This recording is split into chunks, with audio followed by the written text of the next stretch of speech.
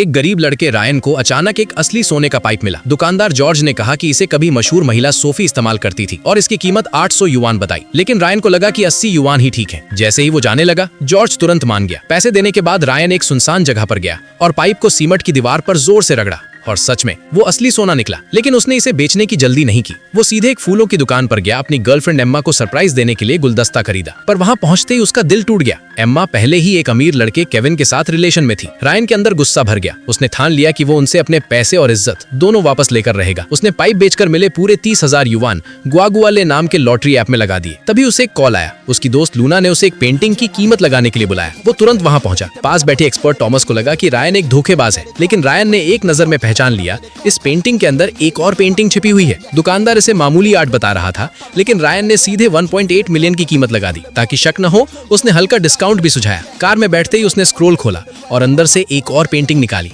Luna हैरान रह गई। ये कोई आम पेंटिंग नहीं थी। ये थी मशहूर 87 इमॉर्टल स्क्रोल, जिसे एक महान डाओइस्ट मास्टर ने बनाया था, जिसकी कीमत कम से कम 80 मिलियन थी। अब रायन ने केविन को गलत साबित करने की ठान ली। वे दोनों एंटीक स्ट्रीट पहुंचे, जहां उन्हें हान राजवंश का सफेद जेड हेयर पिन मिला और कई ऐसी चीजें जो एक ही जगह से आई लग रही थी। रायन समझ गया इस सब के पीछे कोई बड़ा राज छिपा है।